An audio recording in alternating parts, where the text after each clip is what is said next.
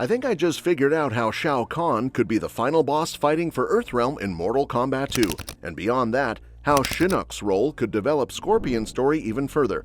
Plus, bringing Quan Chi into MK2 would make the whole Scorpion and Sub-Zero storyline even more tragic.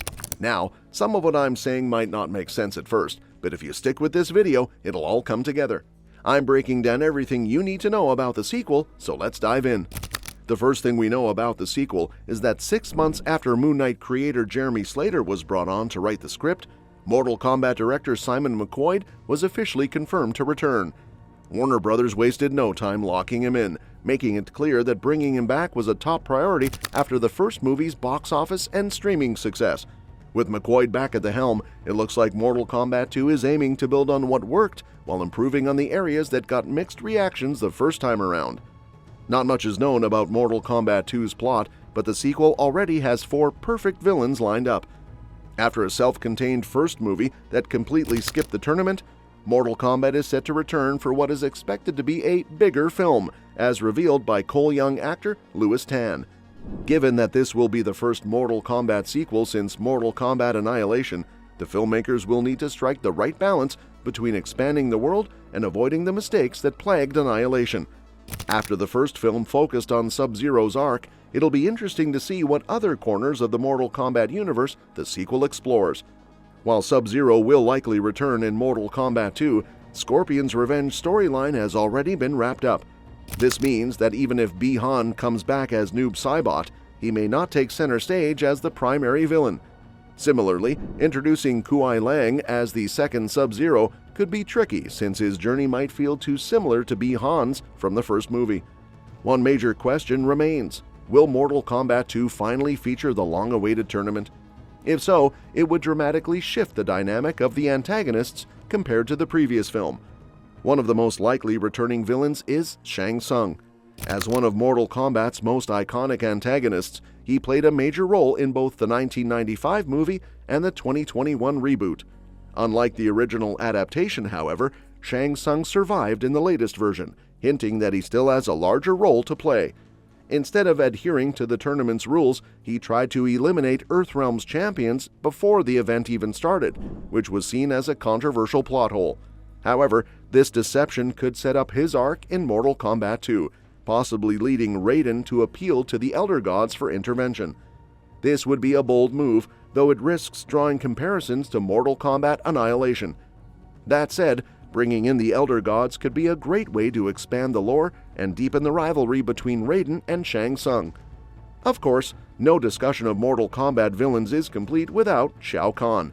Despite being one of gaming's most recognizable final bosses, Shao Kahn has only appeared in live action once, back in Annihilation. Nearly 30 years later, Mortal Kombat 2 presents the perfect opportunity for his grand return. While the first movie didn't name-drop him directly, his presence was felt through a massive statue, foreshadowing his inevitable arrival. The big question is whether he will be depicted through CGI or as a live-action character in a suit, similar to his Annihilation portrayal. Regardless of the approach, Shao Kahn's involvement seems essential to Mortal Kombat 2. Though often seen as the franchise's ultimate big bad, there's no reason he couldn't serve as the main antagonist for the sequel while leaving room for future appearances. Given that MK2 aims to be bigger in scope, introducing Shao Kahn makes perfect sense. If he is involved, it could mean that Shang Tsung's role will be further explored as his subordinate. This is a crucial dynamic from the games that the 2021 reboot largely ignored. The sequel could rectify this by revealing that Shang Tsung was simply a pawn in Shao Kahn's grander scheme. That being said, if the filmmakers want to save Shao Kahn for a potential third movie, they could shift focus to another powerful villain, Shinnok. Unlike Shao Kahn, who relies on brute strength and conquest, Shinnok is a cunning manipulator and one of the most dangerous threats in the Mortal Kombat universe. While he did appear in Annihilation, that version lacked the depth and menacing presence of his video game counterpart. In the games, Shinnok was once an elder god who fell from grace and became the ruler of the netherrealm. Since the 2021 movie barely touched on netherrealm's existence, Mortal Kombat 2 could use Shinnok as a way to introduce this terrifying realm. Shinnok's inclusion would also tie directly into Scorpion's story. The first film glossed over Hanzo Hasashi's transformation into Scorpion, leaving newcomers confused about how he was resurrected. In the games, Hanzo's journey to becoming Scorpion is deeply tied to Netherrealm, where he becomes a vengeful specter.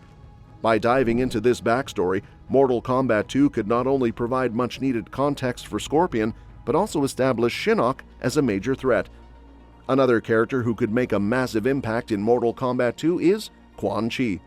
Often working alongside Shinnok, Quan Chi is a devious sorcerer and master manipulator. If the sequel decides to explore Netherrealm, Quan Chi's presence is almost inevitable. He played a crucial role in shaping Scorpion's tragic fate, as he was responsible for tricking Hanzo into believing that Sub-Zero murdered his family. This deception fueled Scorpion's thirst for vengeance, setting off a chain of events that would define his character. If the Mortal Kombat movie franchise continues to follow the game's reboot timeline, then Quan Chi's involvement is essential. Quan Chi's ability to twist the fates of both Scorpion and Sub-Zero would add layers of tragedy to their story, making it even more compelling. If Bi-Han does return as Noob Saibot, it could be revealed that Quan Chi is the one who resurrected him, turning him into a shadowy assassin for the Netherrealm. This would reinforce the idea that Quan Chi is a master of deception, manipulating warriors for his own gain. With all these potential antagonists in play, Mortal Kombat 2 has the chance to significantly expand the franchise's mythology. Whether the sequel leans into the tournament format or continues to build tension outside of it, the introduction of figures like Shao Kahn, Shinnok, and Quan Chi would raise the stakes for Earthrealm's defenders. By bringing in these iconic villains while refining the storytelling and action, Mortal Kombat 2 could surpass its predecessor and deliver the adaptation that fans have been waiting for. One more thing that could definitely happen in Mortal Kombat 2 is the return of Bi-Han, but not as Sub-Zero. Instead, he could come back as Noob Saibot. If you know your Mortal Kombat lore, you'll remember that Bi-Han was originally Sub-Zero before getting killed by Scorpion, only to be resurrected as the shadowy Noob Saibot.